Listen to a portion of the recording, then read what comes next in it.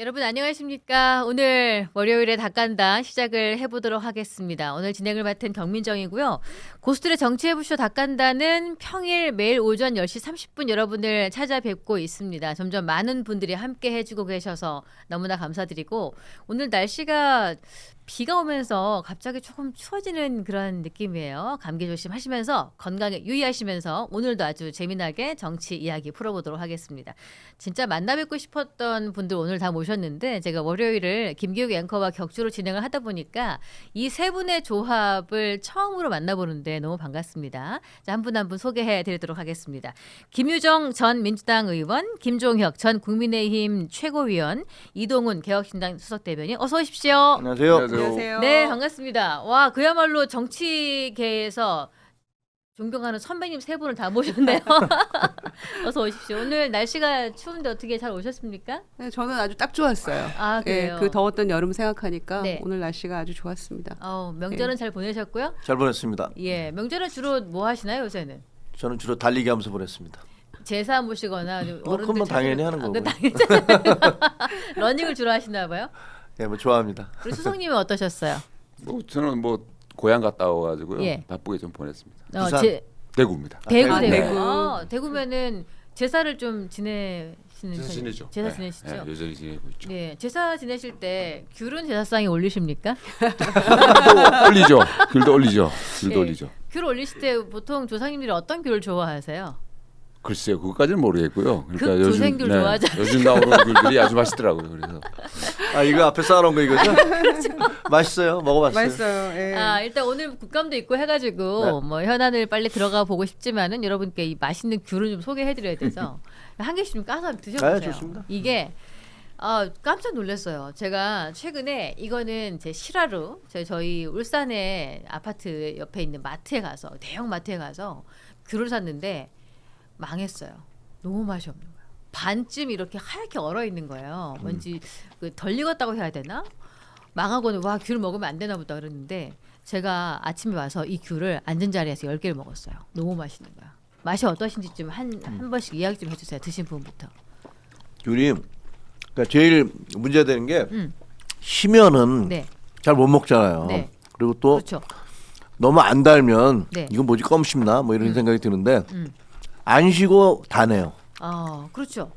쉬지 않고 달아. 그러니까 달고. 그냥 맛있네요. 요거는 음. 옛날에 말씀 주세요. 색깔이 이렇게 푸르스름하잖아요. 예. 전체가 파란 것도 있는데 그래서 혹시 신 거 아닐까 이런 생각하시는 분들 있어요. 덜 익은 거 아니야 싶지만 전혀 너무 맛있어요. 그렇죠. 이게 원래 종자가 그런 것 같아요. 그래서 요게, 예. 정말 달콤하고 음. 지금 저 대기실에서도 몇 개 먹었는데 네. 정말 맛있는데요. 좀 앉은 자리에서 계속 까먹게 되는. 그래서 강추. 예, 수석님 요거 다음 제사에는 한번 조상님께 올려 보실 생각 있으시겠어요? 예, 그렇게 하겠습니다. 제가 뭐 대사뿐만 아니고 기제사에 기제사 10월 이후에 있는 기제사 있으신 분 아이고. 저희 시댁에는 있는데 이거 한번 올려봐야 되겠습니다. 10월 한정으로 극소량만 수확된다고 해서 극조생귤인가요? 제가 모르겠어요. 극조생귤이라는 단어를 오늘 처음 들었는데 아마 극소량을 수확한다고 해서 그런 것 같습니다. 자, 한 박스 5kg인데 19,900원이면 제가 가격 보고 깜짝 놀랐어요. 와, 뭐 이렇게 싸게 팔아 했는데 와, 진짜 맛있고 너무나 가격이 저렴해서 이거는 자신 있게 추천드립니다. 저희 집에도 여러 박스 쟁여놔야겠어요. 박스 무료 배송으로 보내드릴 수 있으니까 10월에만 한정적으로 드실 수 있는 이 귤 선택해 보시기를 바라고요. 인터넷 주문 힘드시거나 대량 주문 희망하시는 고객분들께서는 여의도몰로 전화하시면 됩니다. 1551-5280번입니다. 1551-5280번. 지금 이 아래로 전화번호가 나가고 있습니다. 자, 맛있는 귤 드시면서 한번 시작해 보시겠습니다. 말씀 주시면서 도저히 참을 수가 없는 분들은 드시면서 말씀 주시면 되겠습니다. 지금 국감 현장이 또 아수라장이 되고 있네요. 아주 본격적으로 국감이 진행되고 있는 가운데 추석 이후에 여러 가지 또 관전 포인트가 포착이 되고 있는데 오늘 고스트의 초정밀 정치해부쇼 닭간다 이 얘기부터 해보도록 하겠습니다. 조희대 대법관이 출두했습니다. 지금 현재 뭐 법사위가 시작이 돼서 네. 조희대 대법원장은 출석을 했고 네. 근데 원래 다 아시다시피 네. 인사말하고 물러가는 게 여태까지의 그 관행이었는데 뭐 그냥 못 나가게 한 모양이에요. 자세한 걸 못 봤는데 그러니까 법사위원장이 뭐 나가지 말라고 했겠죠. 그러니까 앉아서 계속 하시는 것 같아요. 그러니까 질의응답을 받겠다 뭐 이런 얘기를 하니까 양쪽에서 이제 벌떼처럼 들고 일어나서 국민의힘에서는 이게 왜 관행을 다 깨느냐 네. 뭐 이런 주장을 하고 있는 것 같고 아까 뭐 나경원 의원 얘기하는 거 얼핏 들어보니까 뭐 이게 원래 시작이 그 그 한덕수 그다음에 조희대 네. 뭐 네 명이서 회동을 해서 이재명을 대통령 안 만들려고 역적 모의를 했다. 뭐 네. 이런 내용에서부터 시작된 거잖아요.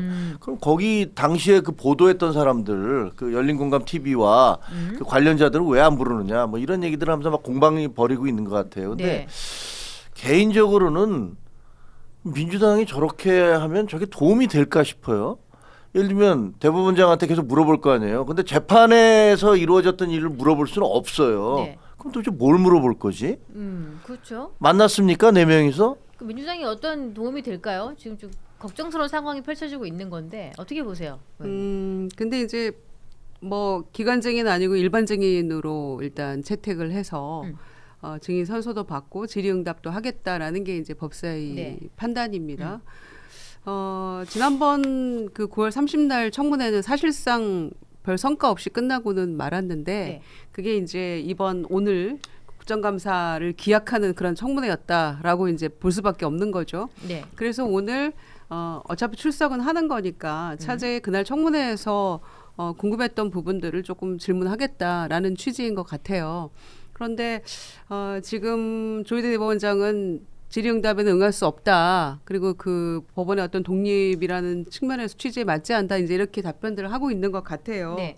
그래서 과거 관행대로 인사말 그리고 이제 국감 말미에 나와서 또 마무리 인사말 그거만 하겠다라고 지금 하고 있는 것 같아요. 그렇게 옥신각신 진행되고 있는 것 같은데 이제 민주당 입장에서는 그겁니다. 뭐 사법부 독립, 재판의 독립도 중요하고 뭐 양심에 따라 법과 양심에 따라 재판하는 건 굉장히 중요하고 존중받아야 될 측면이 있지만 국민들이 궁금해하는 이 사법부도 결국에는 국민이 위임한 그런 권력이기 때문에 궁금해하는 그 부분에 대해서는 기왕에 출석을 했으니까 답을 좀 해주시라. 네. 어떤 점이냐?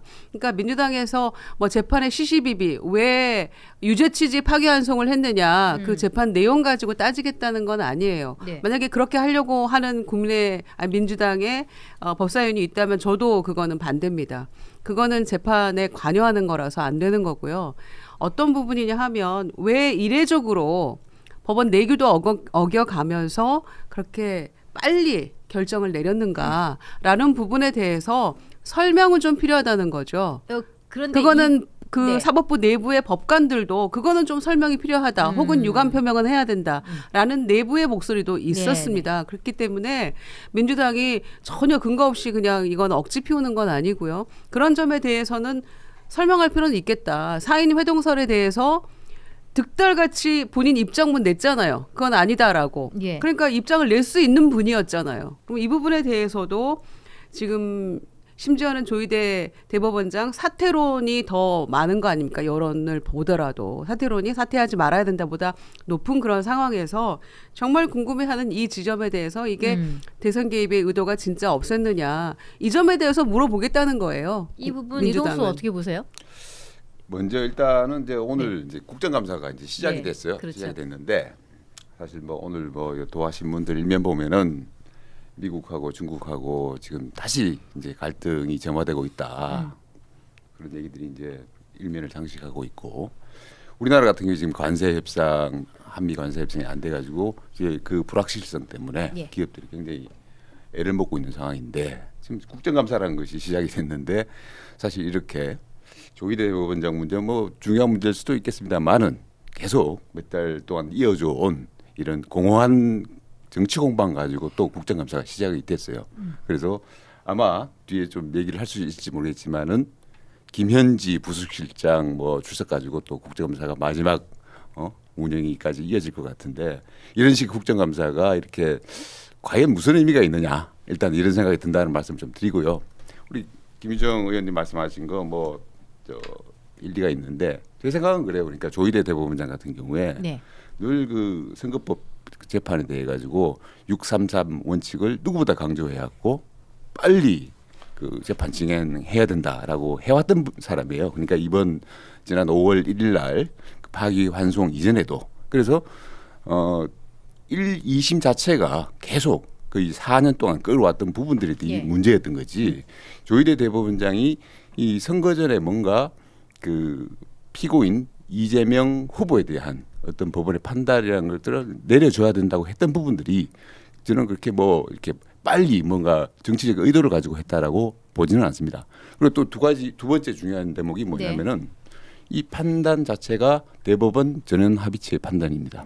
그러니까 이게 대법원장을 제외하고 13명의 대법관들이 그 의견을 모은 거란 얘기거든요. 그러니까 무슨 여당에서 무슨 4인 회동설 가지고 조희대 대법원장이 뭐 설득을 당해가지고 무슨 공모를 해가지고 그걸 갖고 와가지고 대법원에서 나머지 그럼 13명을 어떻게 설득을 했다는 얘기가 됐습니까? 그 말도 안 되는 얘기잖아요. 대법관들이 뭐 조희대 대법원장이 뭘 이렇게 하자 이재명 후보는 유죄 취지로 파기환송을 하자라고 한다고 해가지고 나머지 대법관들이 그걸 따라줍니까? 그 대법관들이 어떤 사람인데요? 그런 식의 사실은 좀 근원적으로 따져보면 말도 안 되는 논리를 가지고 지금 여당이 계속 그렇죠. 청문회 대법원장 불러서 청문을 하겠다고 하고 네. 이어서 또 국정감사에 불러가지고 망신주기를 하겠다라고 하는 거라고 저는 보고 저는 있습니다. 지금 조희대 대법관은 방금 이렇게 말을 했네요. 법치국가에서 법관을 증언대에 세운 예는 찾기가 어렵다라고 이야기를 하면서 지금 앞에 질의응답을 하고 있는 거잖아요, 그렇죠? 그렇죠. 뭐 저 정확한 내용을 좀 저희가 보고 있지 않기 실시간으로 모니터링을 잘 때문에 못하니까. 말씀을 드릴 수는 예. 없지만 제가 보기에는 이거는 민주당 주장은 정말 100% 말이 안 돼요. 아니 그 대법원장을 불러다가 파기환송을 왜 시키는가를 물어보는 게 아니다. 왜 판결을 그렇게 빨리 했느냐를 물어본다. 이런 네. 얘기를 하시잖아요. 네. 그러면 그 내부 논의를 거쳐서 대법관들끼리 결정을 했을 거 아닙니까? 네. 그거 법적으로 그 심판과 관련된 내부 논의 사항을 외부에 밝히지 않도록 밝힐 수 없도록 돼 있어요. 예를 들면 재판을 했는데 어떤 판사는 나에 대해서 유죄 판결을 내렸고 어떤 판사는 무죄 판결을 내렸다는 것이 다 공개가 되면은 그러면 나중에 사적 보복을 당할 수도 있는 거고 여러 가지 문제가 될 수도 있기 때문에 그런 걸 공개할 수 없도록 법에 명시돼 있어요. 근데 민주당은 그걸 밝히라고 요구하고 있는 거 아닙니까? 그리고 뭐 웃긴 게요. 지난번에 청문회도 마찬가지인데 청문회에 불렀을 때 민주당이 임명했던 대법관들도 못 가겠다고 그렇게 성명서를 내고 안 왔어요. 아니 민주당이 임명한 대법관들도 야 그런 절차는 옳은 게 아니야라고 안 나왔는데 그건 왜 그랬습니까? 말이 안 되는 주장을 법에 어긋난 요구를 하고 있기 때문에 안 한 거예요. 그리고 법관들도 거기에 대해서는 뭐 이의를 제기한다. 아니 그 수많은 법관들 중에서 한두 명이 거기다 법관 그 망에다가 올렸다고 그것이 뭐 법관 전체의 의지다. 제가 듣기에는요. 좀 그 법관들 부글부글합니다. 아니 아무리 자기들이 다수당이라고 해도 네. 이렇게 사법부를 능멸할 수 있는 거야? 이렇게 얘기하는 법관들이 훨씬 많다. 저는 그렇게 알고 있고요. 한 가지만 더 말씀드리면 네. 그 4인 회동설에 대해서 조희대 대법관이 득달같이 성명 내지 않았어요. 얘기 안 했습니다. 가만히 있었습니다. 그랬더니 민주당에서 뭐라고 그랬냐면 당신이 밝히면 될 거 아니냐. 왜 입을 다물고 있느냐라고 계속 공격했어요. 제가 방송에 나왔을 때도 민주당 패널들이 계속 왜 대법관이 거기에 대해서 아니면 아니라고 얘기하지 않느냐라고 공격을 하더라고요. 네. 그 이틀 뒤엔가 대법원장이 나오면서 그런 사실 없습니다. 라고 얘기를 했더니 거기다 또 뭐라고 그랬냐면 민주당이 정확히 안 만났다는 얘기를 하지 않지는 않았느냐. 또 이런 식으로 물타기를 하더라고요. 그러니까 대법원장이 아무도 만난 사실이 없습니다. 또 이렇게 얘기를 했었어요. 네, 네. 그러니까 전체적으로 보면 지금 민주당에서 하고 있는 이 대법원장을 불러다 놓고 무슨 뭐 증언을 듣겠다라느니 혹은 청문회를 하겠다라느니 하는 것들은 본인들이 그 저질러 놓은 불질러 놓은 거 있잖아요. 네 네. 명이 만나서 역적 모의를 했다라는 그것들에 대해서 아무런 증거를 댈 수 없으니까 또 다른 불을 질러서 그것을 그냥 넘어가기 위한 정치적 계략 그런 정치적 책략에 불과해요. 네, 그러니까는 지금 정부 대통령실 입장에서는 굉장히 불편한 상황이 좀 연출이 될 것 같기도 하고요. 이런 조희대 대법원장을 증언대에 기어코 세우고야 말았는데 이렇게 조용한 개혁을 희망하는 이재명 대통령의 기조하고 너무 어긋나서 좀 걱정스러운 부분이 있을 것 같아요. 아니, 그러니까 지난번에 조희대 청문회가 9월 30날 2차 청문회였죠. 그러니까 네. 두 번 다 사실 불발된 거예요. 5월에도 있었는데 제대로 안 됐던 것이고. 그러니까 이 청문회에서 소위 이제 사인 해동설 관련해서 꼬리에 꼬리를 무는 그런 의혹과 질문들이 나오게 된 것은 네. 이제 조희대 대법원장 또 사법부에 대한 어떤 불신의 차이는 좀 온도차는 있는 것 같아요. 네. 이걸 어떻게 풀어나갈지에 대해서는. 근데 사실상 그 전례 없는 그런 빠른 속도로 왜 이렇게 됐느냐라고 물었을 때 천대엽 법원 행정처장이 그리고 그 물리적으로 그 며칠 동안에 그 기록을 7만 페이지를 읽는 게 가능합니까? 라고 했을 때 처음에 읽었다고 했다가 나중에는 로그인해서 전자문서를 읽었다고 했어요. 네. 그러니까 로그 기록을 내놔보세요. 했더니 소식이 없는 겁니다. 그러니까 이런 것도 설명이 잘 안 돼요. 말이 바뀌고. 그래서 실제로 어떤 식으로 이 파기환송심이 이루어지게 됐는가에 대한 설명이 일단 없는 거고요. 그다음에 조희대 대법원장에 대해서는 그런 일이 일어나고 나니까 사인 회동이 이게 명확한 증거도 없고 사실상 뭐 추가적인 증거도 제시를 못한 게 맞아요. 민주당에서 문제 제기했던 의원들이. 그래서 저도 왜 증거 없이 이렇게 하는가에 대해서 불만입니다. 저도 이렇게 해서는 안 되거든요. 여당에 대한 어떤 불신의 문제가 생길 수 있는 거라서. 그런데 그것도 일면 그랬던 거 아니야라고 의심하는 분들이 있는 것은 그 이후 이루어졌던 후속 조치들이 결국에는 그런 뭔가가 있어가지고 이렇게 이례적으로 빠른 속도로 이루어진 게 아닌가라는 의심까지 하게 되는 거고요. 그다음에 그 이후에 지기현 판사의 어떤 구속 취소랄지 이런 부분에 대해서도 사법부가 어떤 조치를 취한 게 하나도 없어요. 그리고 아직까지도 그 유흥업소 출입과 관련한 거에 대해서 결론을 못 내고 있는데 공수처 수사를 지켜보겠다라고 네. 하고 있잖아요. 그런데 공수처에서 압수수색 영장 치니까 영장 기각시키고 또 그러면은 내부에서 감사한 조사 자료라도 내라라고 했더니 그것도 주지를 않습니다. 그러니까 이제 총체적으로 사법 불신이 누적돼 가고 있는 것이에요. 네. 그런 점에서 저는 조희대 대법원장이 기왕에 지난번에 사인 회동에 대해서 입장문을 냈으니까 거기에 국민들이 총체적으로 바라보는 것은 이 사법 불신을 어떻게 지금 대법원에서 사법부에서 풀어나가는지에 대해서 지켜보고 있는 거란 말이에요. 그러니까 대법원장 사퇴설이 더 높은 거 아닙니까? 네. 그런 점에서 이 불신을 어떻게 해소할 것인가에 대한 대법원장의 책임 있는 설명 정도는 있어야 된다라는 게 민주당의 입장인 거예요. 단순히 네. 무슨 사인 회동 말 안 되는 얘기 뭐 전례 없는 파기환송 이것뿐만 아니라 총체적인 사법 불신을 풀어가려는 책임의 주체는 일단 대법원장이 뭔가 설명을 해야 되는 거 아니냐 이런 말씀인 거죠. 그렇죠. 지금 그런 가운데 조희대 출석한 법사위 국감 여야 충돌로 인해서 의원들의 고성이 난발하고 있는 속보가 막 뜨는데 근데 궁금한 게 이런 여러 가지 댓글들을 이렇게 보면 중립적인 성향의 댓글들을 좀 굳이 찾아보려고 노력을 많이 해봤어요. 너무 치우쳐 있으니까. 근데 이런 얘기가 좀 그렇더라고요. 만약에 조희대 대법원장이 무죄를 선고했어도 이렇게 꼬치꼬치 물을 것이냐. 다 맞는 말씀이신데 이게 결과가 유죄여서 그런 거 아니냐 이런 거잖아요. 그 결국은. 파기환송을 유죄 취지로 했으니까 저러는 거잖아요. 예, 왜냐하면 그렇죠. 그때 당시에 그 전날 그 방송에도 나오던데 그 천대엽 그 법원행정처장 불러다 놓고서 민주당 의원들이 그 질의한 내용을 보면 네. 그리고 그때 당시의 분위기는 야 아마 이제 대법원이 무죄 판결을 확정해 주려는 모양이다 대선 전에 그러면서 굉장히 반기는 분위기였어요 민주당에서는. 근데 그러다가 자기들이 생각하던 것과 반대의 결과가 나오니까 그때부터 길길이 뛰기 시작한 거 아닙니까? 저는 웃긴 게요.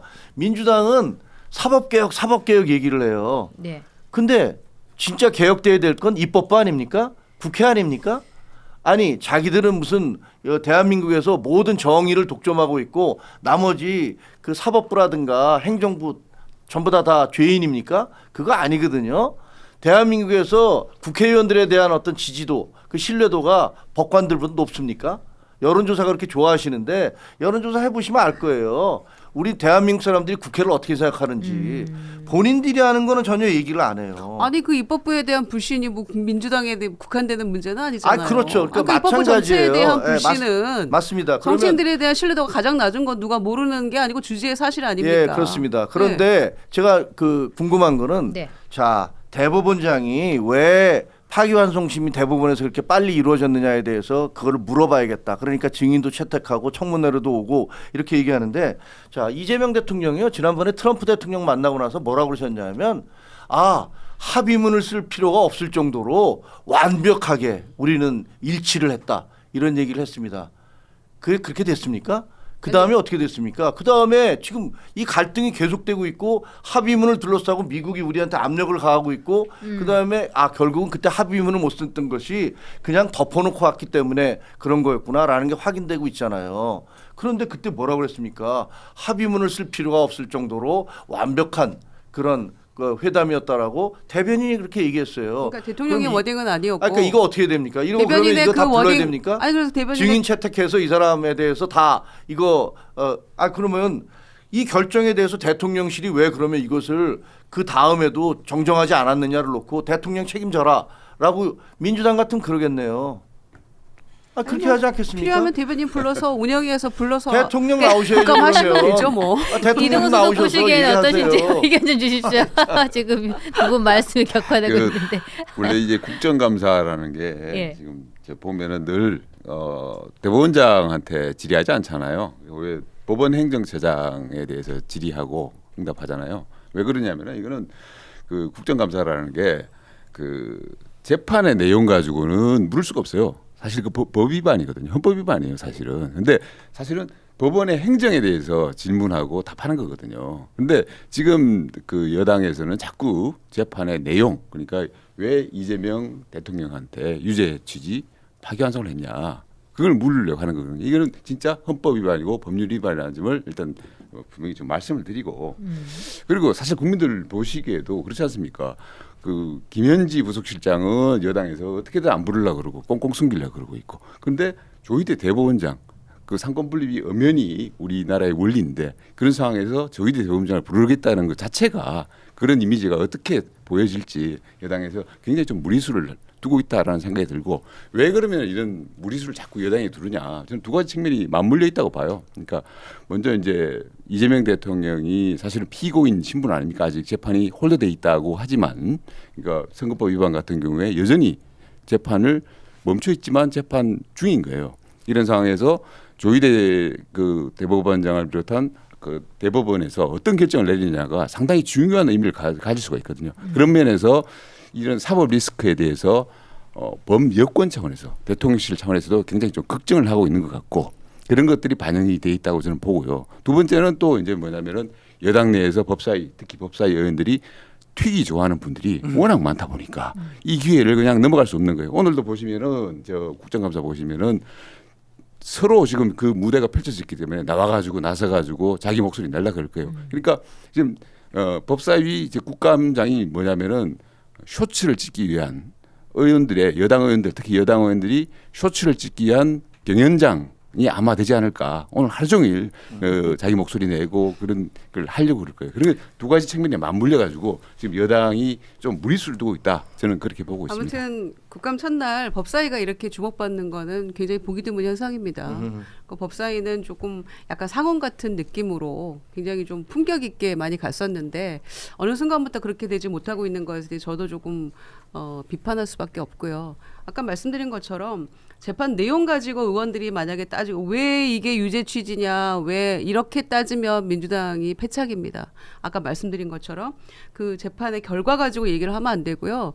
이례적으로 빠른 이 부분에 대한 거, 그로 인하여 국민들이 굉장히 충격이었고 불신이 생긴 거는 그건 부인할 수 없는 사실이거든요. 그러니까 그 부분에 대해서는 저희도 이거 입장을 다 이해를 예, 하는데. 그러니까 국민의힘에서 뭐 그 부분에 대해서도 왜 그렇게 말하냐라고 하는 네. 것은 그 국민들이 다수가 그렇게 생각하고 있는 부분이 있기 때문에 우리는 몇몇 안 되는 법관들이 그렇게 문제 제기했을지라도 내부에서도 목소리가 있는 건 사실이니까 이게 100% 그냥 법관들이 그걸로 문제 제기하는 거는 민주당의 문제야라고 한다면 모르겠습니다만 그래서 일단 이 정도는 물어볼 수 있지 않았나 했는데 그조차도 진행은 안 될 것 같고요. 그렇다라고 하면 뭐 저런 식의 옥신각신 파행하는 모습은 결코 민주당에 도움은 안 될 것 같아서 저는 그 부분이 염려가 되는 거죠. 만약에 근데 이건 좀 다른 결의 내용인데 조희대 대법관 지금 출석했단 말이에요. 그러면은 다른 내용이지만 김현지 실장에 대한 궁금증도 국민들의 욕구가 많은 상태예요. 근데 김현지는 부르지 않고 조희대만 세우는 거에 대해서 뭐 절대 권력이 지금 위원장한테 있지 않습니까? 위원장이 그걸 결정하고 그렇게 추진하는 거에 대해서 어떻게 생각하시는지 지금 이 상황이 그러면 똑같이 시험대 위에 올려놓고 둘 다 그냥 공개 질의를 받게 해라 이런 질문들이 많잖아요. 그렇죠. 네. 아니 저는 애초에 순리대로 가야 한다는 입장이에요. 그러나 제가 당내 영향력이 없기 때문에 제가 한 패널로서 이렇게 얘기하는 게 당연히 어느 정도 수긍을 하고 소구력이 있을지는 모르겠어요. 뭐 제 의견 따라 가는 건 아니기 때문에 그러나 저는 제 입장에서 순리대로 가는 게 맞다고 생각해요. 지금이야 부속실장 됐지만 총무비서관이 지금 운영이 국감에 나오니 안 나오니 가지고 옥신각신 하는 거는 헌정사상 처음입니다. 이렇게 가서는 안 돼요. 당이 별로 도움이 안 됩니다. 이거는. 그래서 저는 우상호 정무수석도 100% 나간다라고 얘기했기 때문에 예. 잘 됐다라고 예. 생각하는 저는 입장이고요. 예. 그리고 좀 이상한데 왜 이렇게까지 하지라는 생각을 국민들이 하시는 순간 민주당 그리고 이재명 정권 굉장히 상당한 부담이 되는 거예요. 그래서 15일 날 이제 운영이 열어서 증인 채택하는 운영위 전체 회의를 연다고 하니 저는 가급적 그리고 뭐 그렇게 하는 게 맞다고 생각해요. 당에서 그렇죠. 당에 공을 넘겼는데 조희대도 나오는 게 맞고 김현지도 나오는 게 맞다. 나오는 국민이 게 원한다면 나오는 게 맞다. 국민이 원하는 게 아니라 이거는 법적으로 나와야 하는 게 맞았는데 이제 부속실장 갔으니 출석의 의무가 없는 거 아니냐라고 얘기해버리면 조금 옹색하다는 거예요. 저는 양심적으로. 어떤 자리에 있던 간에 나오겠다. 출석 의사가 있다. 단 국회에서 결정을 해준다면 그런데 민주당이 안 한다고 해버리면 이건 정말 말이 안 되는 거죠. 김정희 의원님은 네. 너무 양심적이어서 의원님이 사실은, 위원장이시면 바로 출석을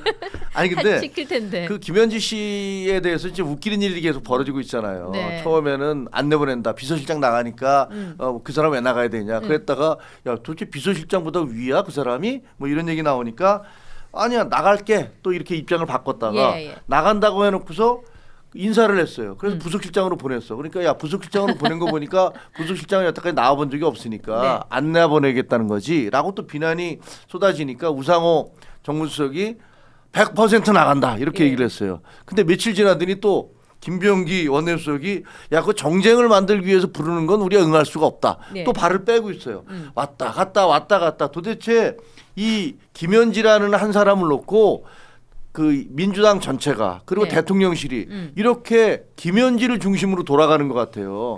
개가 꼬리를 흔든 게 아니라 꼬리가 개를 흔들고 있는 이런 양상. 여태까지 대한민국에서 이렇게 미스테리한 총무비서관은 처음 봤습니다.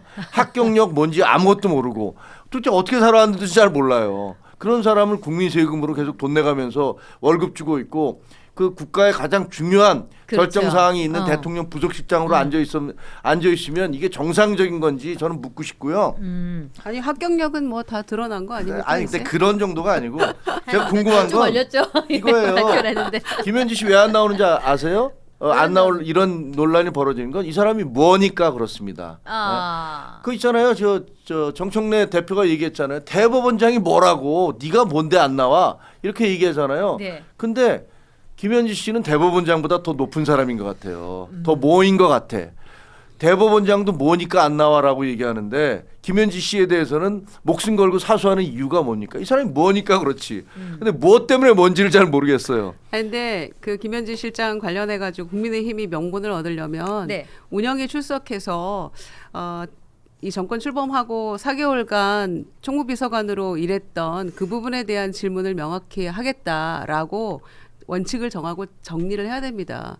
그런데 지금 중구난방 뭐 6개, 7개 상임위에서 너도 나도 부르겠다고 얘기를 하고 뭐 성남시 뭐 그 시장 시절에 뭘 물어보겠다고 하고 이런 식으로 중구난방 나오니까 이게 명분이 안 서는 거예요. 그러니까 원칙적으로 정권 출범하고 총무비서관으로서 뭐 특활비 얘기도 나오고 막 그러잖아요. 그러니까 그 부분에 대한 것들을 우리는 물어봐야겠다라고 그렇게 설명을 해야 맞는 것이지 성남도 물어보겠다, 뭐도 물어보겠다. 무슨 총무비서관이 지금 부속실장이 뭐 그 모든 거를 다 아는 전지전능한 인물이 아닌데 그리고 업무와도 지금 관련이 없는 거 아닙니까? 이 국정감사 내용하고도 그런 것들은. 그러니까 과거 이야기까지 다 소환해서 뭘 네. 하겠다라는 생각하지 말고 운영위의 총무비서관 시절에 했던 것들 바로 얼마 전까지 그 부분에 대한 것들을 명확히 해서 꼭 필요하다라고 그렇게 설득을 해야지 15일 날 그런 식으로 그 방향을 정하지 않으면 어려워지겠죠. 설득하면 나올까요?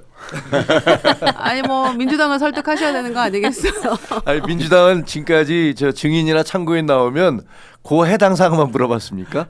여태까지 그래왔습니까? 안 그랬잖아요. 아니 그러니까 그 전략이 필요하다는 거죠. 선제적으로 무슨 6-7개 상임위가 너도 나도 이렇게 얘기를 해보면 운영위조차 나오기 힘들어진다는 거죠. 아 이건 정략적으로 이렇게 하는 거구나. 국민의힘이 뭐 순수한 의도가 아니구나 이러면은 나오겠냐고. 그러니까 저는 패착이라는 거예요. 근데 저는 이게 정말 네. 기시감이 자꾸 드는 게 과거 정권들도 보면은 그렇거든요. 그러니까 그 박근혜 정권 때 뭐 최순실 씨나 예. 그다음에 문재인 정권 때도 그 딸 문제가 논란이 많이 됐죠. 딸하고 사이 문제. 예. 그리고 뭐 전 정권 같은 경우에는 김건희 여사 같은 경우에 이게 자꾸 기시감이 드는 게 뭔가 자꾸 숨기면 숨길수록 국민들의 호기심, 궁금증은 점점 커집니다. 이거 운영위에 그 뭐 11월 5일인가 그 예정이 돼 있던데 그때 뭐 안 나온다. 뭐 지금 분위기로 봐서는 안 나오는 것 같아요. 안 나오게 하려고 하는 것 같은데 안 나오면은 오히려 야당한테는 굉장히 그 먹잇감을 던져주는 거예요.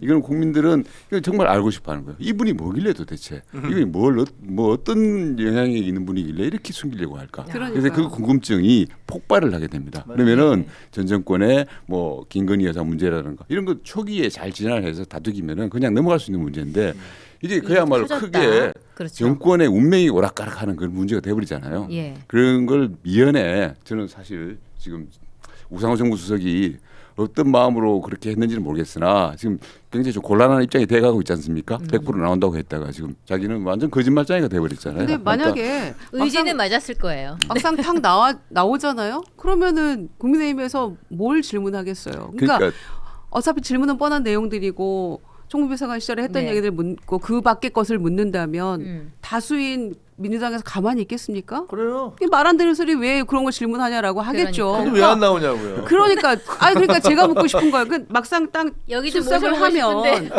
출석을 하면 막상 국민의힘에서도 당황할 거예요. 예. 지금 안 나오겠다고 얘기를 분위기가 가고 있으니까 지금 큰 소리들인데 맞아요. 나와서 오히려 질문하면 당당하게 할 얘기 하고 또 말 안 되는 질문하면 민주당에서 당연히 방어하겠죠. 그렇게 해서 이번 국감을 마무리하면 저는 이거는 클리어될 수 있다고 생각하거든요. 이게 정권을 위하는 길이란 말이에요. 맞아요. 지금 그래서 김현지 실장은 본인의 집무실에서 뭘 하고 있는지 뭐 간식을 귤 까먹고 드시고 계신지 모르겠지만은 지금 현재 나와 있는 조희대 대법관은 아직 10시 55분 현재 앉아 있고 지금 조배숙 의원이 소리치면서 발언을 하고 있는 중이라는 그래요? 그 현장이 저희 지금 영상을 보면서 할 수가 없어서 그런데 여하튼 지금 뭐 혹시 중간에 속보가 나오거나 이러면은 말씀드릴게요. 제가 한 가지 현안으로 계속 이야기를 하고 갈 수가 없어서 자 지금 김희진님께서 3,000원 슈퍼챗 후원 감사합니다. 국민들이 집 사는 거 싫어하는 민주당 부동산 때문에 정권 교체될까 좌파 없는 세상에 살고 싶다. 예. 정치적인 의견까지 보내주셨습니다. 지금 이 다음 의견으로 다음 그 안건으로 한번 넘어가 보도록 할게요. 이 유서를 좀 보여주시겠어요? 최근에 특검 수사 받다가 양평군청 공무원이 극단적 선택을 했어요.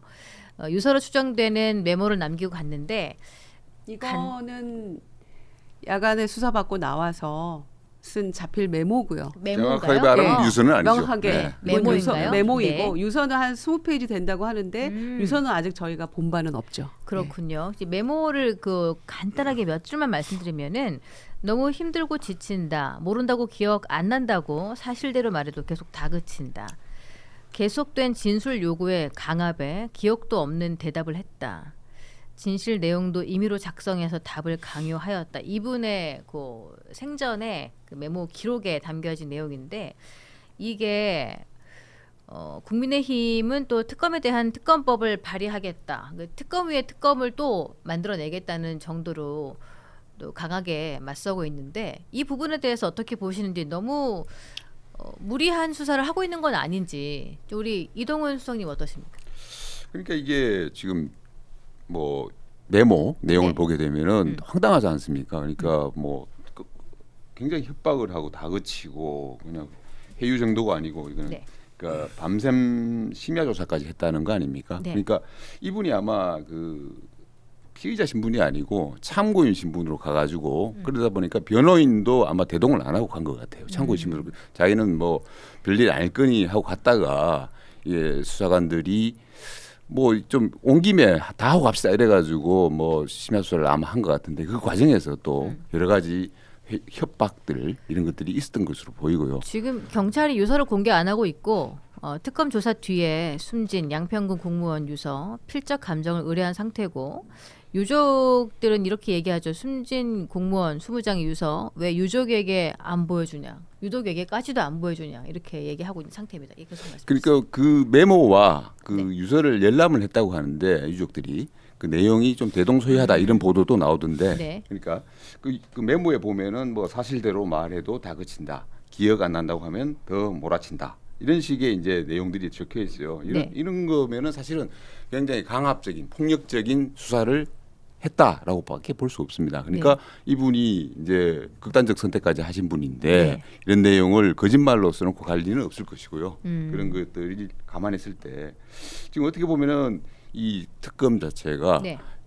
정의라는 이름으로 뭐 수행이 되면서 과거에 80년대식의 폭력적인 수사 방식을 그대로 하고 있는 건 아닌가. 그래서 이 부분은 우리가 이제 그 여야를 가리지 않고 실제로 여당 내에서도 이런 수사 방식에 대해서 개선을 얘기하면서 검찰 개혁의 명분으로 삼았단 말입니다. 네. 그러니까 검찰의 특별 수사 자체가 특수부의 관행 자체가 이런 것들이 이제 방조되고 있는 부분들이 있는데 네. 그런 부분들을 문제 삼으면서 수사와 기소권을 분리하겠다라고 하면서 네. 검찰 개혁의 명분으로 삼고 있는데 이것과 정면으로 배치되는 그런 행태를 이번에 특검에서 보여줬기 때문에 네. 분명히 어떤 일이 있었는지를 분명히 밝히고 가야 된다라고 생각을 합니다. 예, 내용을 지금 다시 확인을 하고 있는데요. 이 경찰이 유서 내용은 공개가 불가한 상태인데 유족에게는 보여줬다. 수사를 하고 나서 인계를 하겠다 밝혀졌고요. 국회 법제사법위원회 소속 국민의힘 의원들은 전날 국회에서 기자회견을 열었습니다. 민중기 특검 수사 절차의 위법을 국감에서 반드시 밝혀내겠다고 하면서 고인에 대한 강제 부검을 즉시 중단하고 유서의 조사 과정 전체 그 CCTV를 즉시 공개하라라고 촉구를 하고 있는데요. 지금 이준석 그 개혁신당 대표 같은 경우에는 이 부분에 대해서 더 센 특검법이라는 말까지 이야기를 하면서 이게 예전에 박근혜 최순실 사건 그러니까 박영수 특검 시기에는 파견 검사가 20명이었고 드루킹 사건은 허익범 특검이 13명의 파견 검사를 보냈었고요. 근데 지금은 세 가지 특검을 동시에 굴리는데 파견 검사가 170명에 이르는 이른바 히드라 특검을 하고 있다. 이렇게까지 좀 세게 발언을 하면서 너무 강압적인 수사를 한 게 아니냐 이런 반응을 보이고 있어요. 좀 어떻게 보시는지. 근데 오늘 아침인가 이긴 최고위원인가요? 전 최고위원인가요? 지금 사무총장. 사무총장인가? 이긴 사무총장이 하는 얘기를 들어보니까 이게 지금 김건희 특검에서 조사를 한 거잖아요. 그런데 김건희 특검이 워낙 이제 혐의가 16가지 플러스 알파니까 수사 대상이 그러니까 9개 팀인가 8개 팀인가 나눠져 있는데 이 양평 관련한 거 특히 공공지구 개발 관련한 이 부분은 그 팀장이라고 해야 되나요? 그러니까 경찰에서 지금 이 수사를 하고 있다라는 거예요. 멤버가. 그러니까 이제 이게 이제 경찰에서 이 참고인 조사를 한 셈이죠. 그런 점에서 나중에 이제 검찰 개혁이라는 기치하에 이제 수사기소권 분리하는데 경찰에서 대체적으로 수사를 맡게 된다면 이 부분은 또 이것과 연계해서는 어떻게 할 것인가 또 신뢰의 문제도 있는 것이고 그것도 저희가 좀 생각을 해봐야 된다라는 생각이 하나 들었고요. 두 번째는 이제 이분이 50대 5급 사무관이잖아요. 그러니까 네. 현재 양평군의 면장이셨어요. 고인이. 그래서 하여튼 너무 안타까운데 이분이 특히 이제 공흥지구 개발은 양평 고속도로하고는 또 완전 별개의 사건이잖아요. 2011년부터 2016년에 공흥지구 개발을 하는데 그 김건희 씨 모친인 최은순 씨하고 뭐 오빠 그 집안 기업이 있었잖아요. 거기에서 이제 개발을 하면서 개발 분담금이 10원도 부과가 안 됐었는데 나중에 17억이 부과됐다가 다음 해에 뭐 다시 0원으로 조정이 되는 그런 이제 이 비리에 대해서 문제 제기가 되니까 또 뭐 1억 얼마로 또 분담금이 또 조정이 되고 그러니까 이제 이런 거에 대해서 문제가 뭐냐라고 이제 파헤쳐 보는 그런 거죠. 누가 봐도 이거는 뭐 말이 안 되는 사건이니까. 근데 이 고인이 당시에 이 개발 양평군에서 개발 분담금 관련한 업무를 맡았던 분이에요. 그러니까 당시의 상황이 어떻게 된 것이냐라고 자초지종을 물어보기 위해서 참고인 조사를 했던 건데 결과적으로 이제 이런 안타까운 일이 발생을 한 거거든요. 그래서 저는 지금 특검에서는 그냥 다른 조사 수사 하던 대로 했던 것이고 무슨 메모에 나와 있는 그런 식의 강압이나 이런 건 없었다라고 얘기를 하고 있기 때문에 이 부분에 대한 진상조사는 필요할 것 같고요. 두 번째는 이제 그 유족들에게 그 자필 메모나 혹은 그 유서 관련해가지고 곧바로 네. 처음에 주지는 않았던 것 같아요. 이제 그 부분이 수사의 프로토콜에 맞는 것인지 그런 것도 좀 살펴봐야 되고요. 그다음에 부검은 사실 유족의 동의가 없어도 수사기관에서 필요에 따라서 할 수는 있는 거라서 뭐 이 부분은 그냥 마음대로 막 그렇게 할 수 있느냐 뭐 그랬던 건 아닌 것 같고요. 오늘 자필인지 그거 조사하는 거를 의뢰하겠다고 하는 거니까 이 부분들을 조금 다 함께 좀 살펴봐야 할 필요가 있는 것 같고요.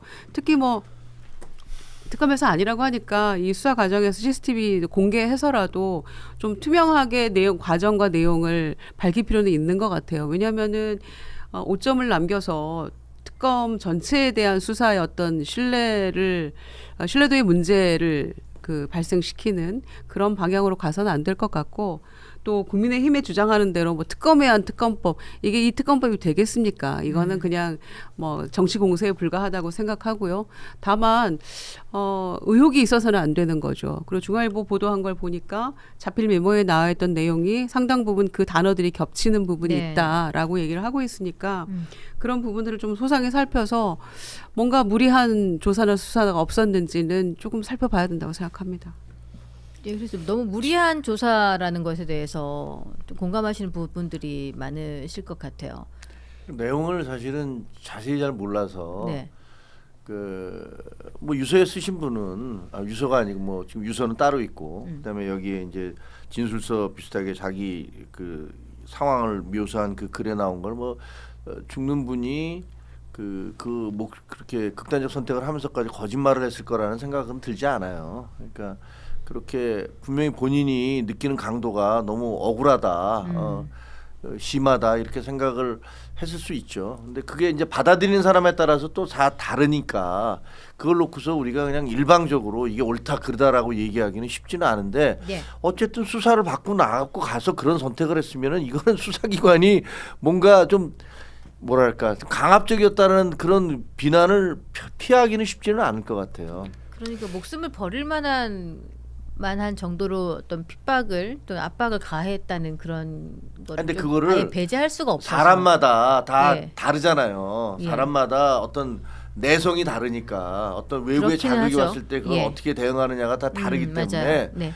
그거를 일방적으로 얘기할 수는 없는 거고 네. 기준이 있는 건 아니니까. 그렇습니다. 하지만 어쨌든 이거를 뭐 나는 아무것도 안 했어. 나 지금 뭐 니들 때문에 죽었어. 이렇게 이렇게 너무 일방적으로 그렇게 할 수는 양쪽에서 없죠. 몰고 가는 네. 거는 조금 더 지금 내용을 지켜봐야 된다. 그래서 유서 내용도 보고 부검이라든가 다른 뭐 심지어는 필적 조사까지 한다는 거 아니에요. 그러니까 그런 부분들이 다 나왔을 때 얘기하는 게 맞고 지금 저희가 그런 것들이 없는 상태에서 막 각자의 입장, 정치적 입장에 따라서만 얘기하면 그게 과연 돌아가신 분에 대해서 그 제대로 된 대응인가도 잘 모르겠어요. 그거는. 근데 이 부분은 제가 좀 얘기하고 싶은 게 우리 그 이재명 대통령이 이른바 이제 인권 변호사 출신이라고 본인 스스로 네, 주장하시는데 네. 그래서 이제 뭐 대통령 되고 나서도 우리 그 아시겠지만 포스코 건설 가가지고 그 노동자들이 이제 죽어나가는 산재되는 부분에 대해 가지고 굉장히 문제 제기를 하고 CEO 형사처벌하겠다 뭐 이런 식으로까지 얘기하고 그리고 SPC 가가지고 그런 뭐 왜 이런 환경에서 어떻게 사람이 노동을 하느냐 어떻게 네. 사느냐는 식으로까지 얘기를 하고 하던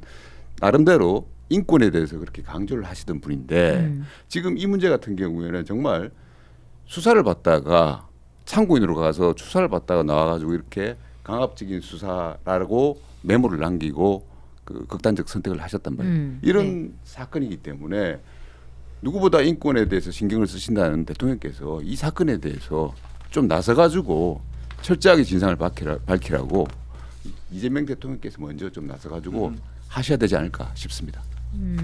지금 A 씨 같은 경우에는 2016년 양평군청에서 개발부담금 관련 업무를 맡았던 것으로 전해지면서 특검 출석 당시 피의자 신분이었다라는 기사가 좀 많이 나타나고 있네요. 이 얘기를 한번 피의자였대요. 나눠봤고요. 참고인으로 알려져 참고인으로 있었는데. 알려졌는데. 네, 네. 그러니까 그 기사가 좀 확인이 돼서 요거 아. 한번 말씀드려봤습니다. 어쨌든 고인의 명복을 빌고요. 이 수사로 인해서 이런 일이 벌어지고 하니까 또 정부 차원의 수사가 이루어지고 있는 것임에도 불구하고 뭔가 조금 더 다른 방향의 것들을 다각도로 모색을 해봐야 되는 것이 아닌가라는 생각이 듭니다. 자, 이제 다른 안건을 한번 보도록 할게요.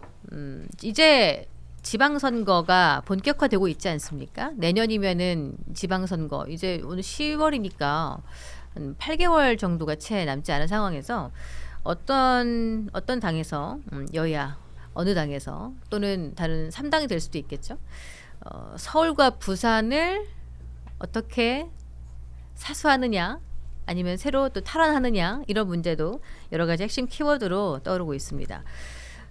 지금 보면은 이런 얘기가 있죠. 대선 직후에 치러지는 중간선거는 여당에 유리한 경우가 많다. 그런데 내년 지방선거 지금 이재명 대통령의 지지율에 따라서 또 어떻게 될지 모른다는 의견들도 많이 있어서 내년 지방선거 어떻게 보시는지 혹시 서울 같은 경우에 또 부산 같은 경우에 이 두 곳을 콕 집어서 설명해 보자면은 어떤 흐름으로 전개될 것 같은지 의견 좀 주시겠습니까? 의원님부터. 뭐 서울, 부산 굉장히 중요합니다. 네. 특히 이제 민주당에서도 부산에 이제 전재수 장관이 부산시장 후보로 굉장히 강력하게 거론이 되고 있는데 부산 부울경의 어떤 승리가 지방선거 어떤 전체의 승패를 좌우한다라고 할 정도로 이제 신경도 쓰고 있고 또 요즘에 네. 뭐 이런 데서 돌아가는 거 보면 약진하고 있더라고요 전재수 지금 장관이. 오차범위 밖에서 격차를 보이고 있는 게 최근 2주 전에 예. 부산 언론인 연합협회에서 여론조사가 있는데요. 전재수 의원이 46.6, 박형준 현 시장이 38.4로 예. 나왔어요. 그래서 이제 전재수 장관이 새롭게 도전자로서 그 시장을 가져올 것인가. 뭐 네. 물론 이제 부산시장 다른 후보들도 있습니다만은 일단은 전재수 장관이 조금 압도적으로 앞서 나가고 있으니까. 네. 그리고 박형준 시장 같은 경우에는 이제 재선 도전인데 수성할 수 있을 것인지 이런 문제가 달려 있는 것 같고요. 특히 이제 전체적으로 봤을 때는 집권 후에 그 첫 선거는 대체적으로 여당에게 상당히 유리하죠. 네. 그리고 이제 1년여 지나서 집권하고 나서 이제 지방선거를 치르게 되는 것인데 사실 뭐 누가 선거를 장담할 수 있겠습니까? 지금 상황으로 봐서는 지방선거가 상당히 유리하다 이렇게 얘기는 하고 있습니다만 그러니까 여당에게 장담할 수 유리하다. 없죠. 장담할 수 없고 음. 특히 서울시장 같은 경우에는 민주당이 절대로 장담할 수 없는 지역이에요. 그러니까 그 지방자치제가 부활하고 나서 한 10번의 시장 선거가 치러졌는데 네. 전체적으로 봐서 5대 5입니다. 네. 예, 5대 5예요. 여야, 범여권 이렇게 근데 하면 서울시장이 지금 이렇게 대선 직후에 치러지는 지선이고 지금 그래도 대통령 지지율이 좀 나오고 있는 상황에서 서울시장 선거를 장담할 수 없다고 여당의 입장에서 계속 얘기하는 게 좀 의아한 게 오세훈 지금 현재 서울시장이 그렇게 내놓으라 할 만한 치적이 있는 상황이 아니잖아요. 아니 그러니까 왜 어떤 걸 경쟁력으로 자신이 보시는지. 없다 뭐 이런 차원이 아니라 네. 통계적으로 그렇다라는 거예요. 지금까지 지금까지 통계적으로 예. 5대 5 상황인데 오세훈 네. 시장이 그동안 지금까지 4번 한 거 아닙니까? 네. 5번째 도전하게 되는 것인데 중간에 한 판 쉬었으니까 그러니까 통계적으로 2022년 대선에서 윤석열, 이재명 두 후보가 0.73%라고 하는 거의 깻잎 한 장 차이 정도로 네. 차이가 나서 민주당이 졌습니다마는 25만 표 차이거든요, 그게. 그런데 서울에서 30만 표를 진 거예요, 저희가. 네. 그러니까 사실상 서울 선거가 모든 걸 좌우했다라고 해도 과언이 아닌 거죠.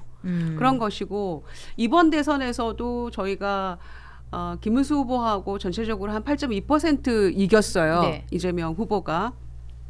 그런데 서울에서의 격차는 한 5% 정도밖에 차이가 안 났다는 거죠. 네. 그러니까 서울이라는 지역이 그렇게 민주당에게 우리가 정말 자신 있다라고 매우 늘 우호적인 그런 지역은 아니라는 거예요. 그런 점에서 긴장해야 된다는 거고 또 뭐 보도 많이 된 것처럼 오세훈 시장이 딱히 뭐 잘한 것도 없는 것 같고 한강버스 같은 거 다 그렇게 열흘 만에 망하고 이렇게 했어도 지금 후보군들을 다 대입해 보면 민주당이 그렇게 녹록지 않다는 거 아니겠어요? 그런 점에서 고민이 있는 것이고 뭐 박지원 의원 포함해서 네. 다른 후보 뭐 기업인이라도 누구라도 우리가 이기는 방향이라면은 누구든 고려해야 된다라는 얘기까지가 나오고 있는 거죠. 그런 점에서 저는 지방선거를 굉장히 이를테면 내년에 치렀는데 결과가 네. 좋다 하더라도 만약에 서울 같은 곳에서 진다면 이거는 진정한 승리라고 볼 수가 없기 때문에 굉장히 서울에 지금 대부분의 지역이 민주당 국회의원들이잖아요. 그럼에도 불구하고 일단 예. 지난 대선 결과는 그랬거든요. 음. 그러니까 구도도 중요하지만 후보가 누구냐 굉장히 중요해지겠죠. 대부분의 지역을 민주당 국회의원이 차지하고 있는데 대선 결과에서 좋지 못한 결과가 나오고 서울시장 후보는 외부에서 영입을 해야 된다는 그런 의견이 지배적인 상황. 이건 어떻게 보십니까? 아니 뭐 사실 지금 뭐 지방선거 얘기하는 건 별 의미는 없어요. 네. 워낙 그 대한민국의 정치가 음. 그 격변성이 크기 때문에 앞으로 또 무슨 일이 몇 번 뒤집어질지 전혀 모르는데 그냥 지금 있는 것만으로 얘기하면은 그 서울은 굉장히 보수화되고 있어요. 예. 전체적으로 보수화되고 있습니다. 그러니까 민주당한테 그렇게 유리한 지역이 아니고 두 번째로는 지금 민주당에서 서울시장의 이미지에 맞는 후보가 없어요. 그러니까 대개 보면 어떤 지역의 특성별로 거기에 맞는 이미지가 좀 비슷한 정치인이 가야 경쟁력이 생기는데 네. 지금 별로 없습니다. 어떤 이미지가 필요한 거예요? 서울시장. 그러니까 서울이라고 얘기하면 우리가 뭐 그거 있잖아요. 약간 세련되거나 네. 그리고 뭐 좀 합리적이거나 네. 그런 느낌이 좀 주는 게 있죠. 수도가 주는 느낌이 있는데 세련된데 한강 죄송하지만 민주당에서는요 되게 억지를 많이 쓰잖아요. 민주당 정치인들 보면 정청래 대표 보면서 저분이 합리적이다라고 생각하는 그런 국민들이 몇 분이나 될까? 모르죠. 그 개딸 여러분들은 좋아하시겠지만 뭐 있을까요? 그리고 그러면은 정청래 당대표는 당대표를 하고 계시기는 하지만은 서울시장감으로는 보이지 않는다. 아니 우리 대부분 서울시장 그런 후보 건가요? 그렇게 많은데 그분들 다 엄청 누가 있어요? 저 엄청 기억이 서운하시겠어요. 잘 안 나요. 저요? 예. 지금 공개 박주민 박주민 의원이 박주민 공개적으로 의원이 지금 나가 있죠. 참여했죠. 예, 그 뭐- 호칭 생략 박주민, 전현희, 서영교, 박홍근, 박용진, 자천, 타천. 근데 그리고 그렇게 많이 홍익표. 계신데 왜 박지원 의원은 다른 데서 귀한 분을 영입해야 아니, 된다고 아니. 그러시는 거야?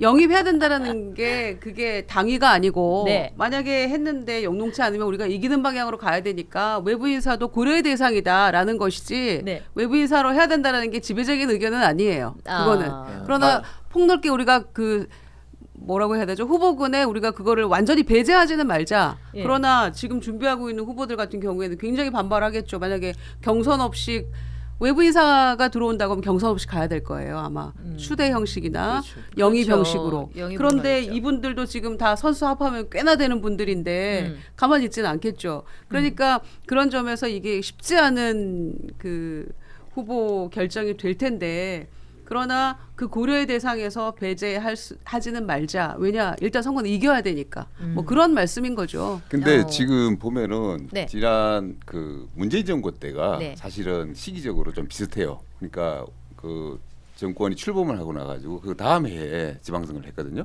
그때는 사실은 2018년 지방선거인데 압승을 했어요. 압승을 했는데 지금은 그걸 가지고 그런 문법이 작동할 것이다라고 지금까지 생각을 해왔는데 네.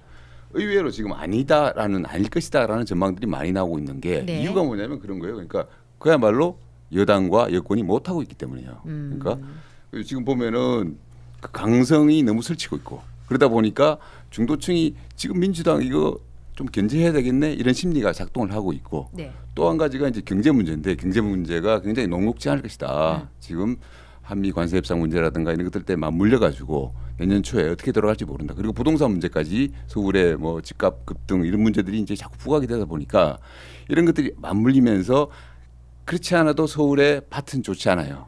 그 민주당 쪽에. 그런데 그런 상황들이 맞물리다 보니까 서울이 위험하다. 서울도 위험하고 제가 오늘 듣고 보니까 부산도 그렇게 얼마 전까지 분위기가 또 다르다 그러더라고요. 부산도. 그래요? 2주 그래서 전에는 요 양자 대결로는 전재수 조금 의원이 앞서고 장관이- 있는 뭐 그런 게 네. 나왔는데 네. 지금 분위기가 그렇지 않다. 전재수 의원이 그래서 그 유일한 지금 부산 지역 의원인데 저분이 나가가지고 부산에 다시 보궐선거를 하면 다시 의원 자리도 다 뺏기고 되는 거 아니냐 이런 식의 걱정까지 나온다고 얘기를 그래요? 하더라고요. 그래서 그 어. 분위기가 지금 바뀌고 있다. 네. 왜냐? 그러니까 여당이 여권이 그만큼 못하고 있기 그래서 뭐 때문이다. 선거는 누가 절대 장담할 수 없는 거니까요. 예. 그래서 지금 오세훈 서울시장이 그동안에 뭐 집값 문제도 땅 규제 풀면서 문제 많이 일으켰잖아요. 그리고 막 사과하고 그리고 한강 버스를 만들어내면서도 굉장히 질타를 많이 받고 해도 오세훈에 대적할 만한 사람을 찾기 위해서 외부 명망가까지 모셔와야 된다는 이야기를 듣고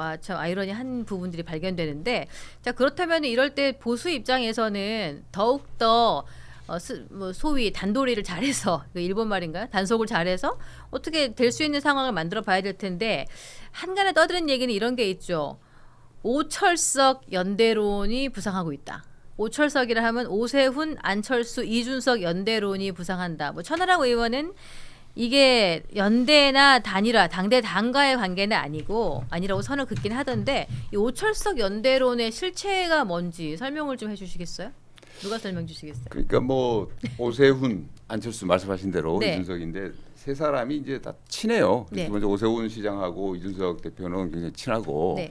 안철수 대표와는 지난 조기 대선을 기점으로 해서 다시 원래 안 좋았다가 친해진 그런 케이스고 지금 상당히 사이가 뭐 좋은 걸로 돼 있잖아요. 그러니까 그런 얘기들이 나오는데 오철석인데 그러니까 서울과 경기도 선거에서 이준석 대표와의 연대를 통해서 뭔가 분위기를 좀 바꿔낼 수 있지 않겠냐는 건데 이거는 사실은 오세훈 시장 쪽 국민의힘 쪽에서 나온 얘기예요.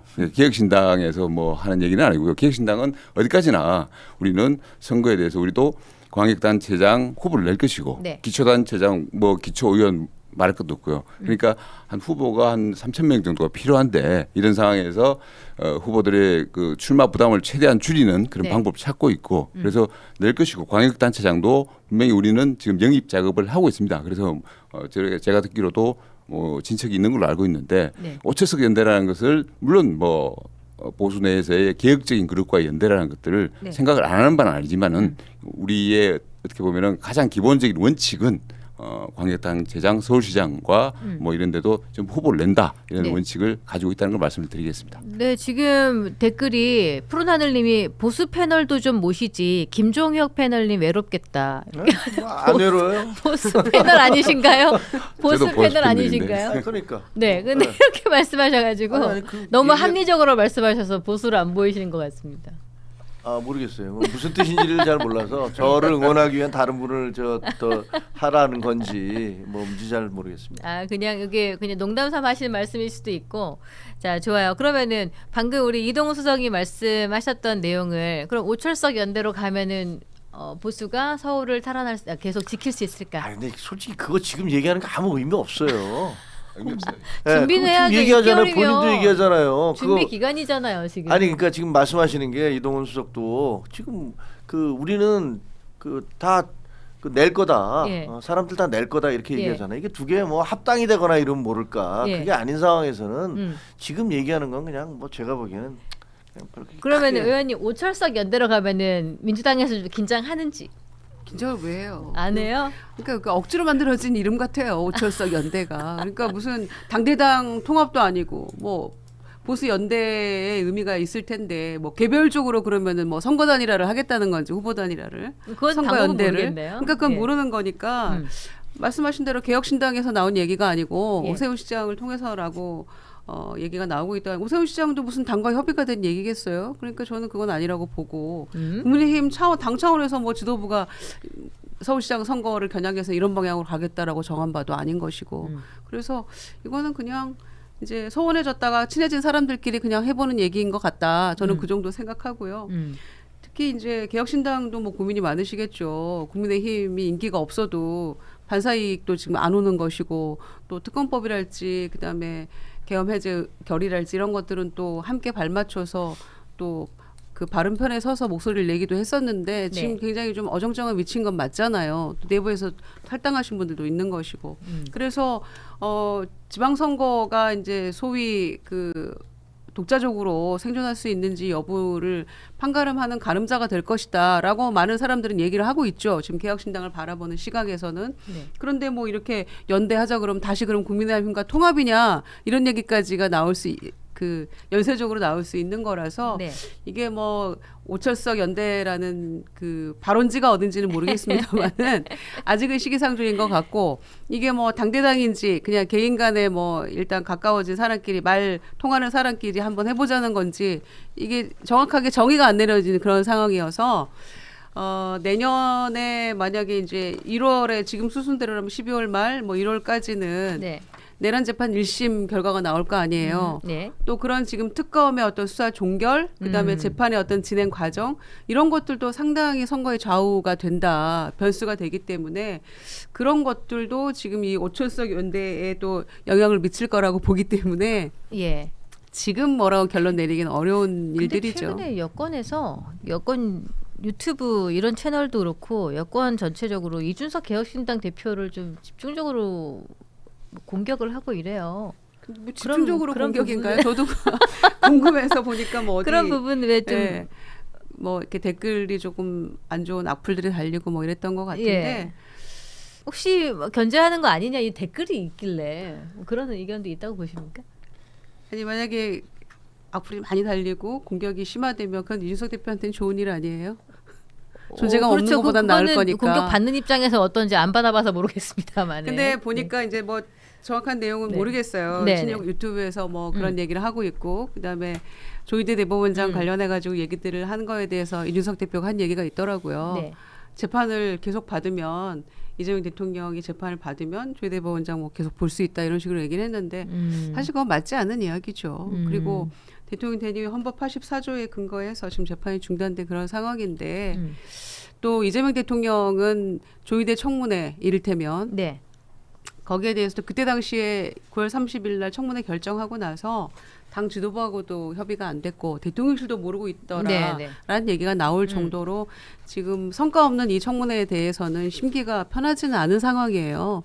그런데 재판을 계속 진행을 하면 조희대 대법원장 볼 때 이재명 대통령이 지금 조희대 대법원장을 막 몰아붙이면서 청문회 해라 뭐 쭉 보겠다 따져보겠다 이러고 있는 상황은 아니기 때문에 네. 오히려 당에 대해서도 조금 속도를 조절해라 워워 시키고 있는 그런 거 아닙니까? 우상호 정무수석의 이야기를 통해서 예. 그런 마당이기 때문에 그렇죠. 저는 뭐 그 좋습니다. 이준석 대표의 이제 그런 표현은 민주당으로서는 당연히 못마땅하죠. 그거는 저도 온당치 않은 발언이라고 생각합니다. 자꾸 눈에 거슬리는 이야기를 하는 겁니다. 그렇다고 해서 뭐 그렇게 뭐 악플 뭐막 그 입에 담지 못할 인신공격 욕설 또 이거는 또 아니라고 생각하기 때문에 어디까지 얼마나 많이 그 여권에서 공격을 하고 있는지 모르겠습니다만은 또 그렇게까지 예. 갈 일은 아닌 거죠. 근데 지역 의원으로서 뭐 동탄맘 룩 같은 걸로 누군가가 SNS로 비하할 때는 뭐 우리 동탄에는 일하는 바쁜 애기 엄마들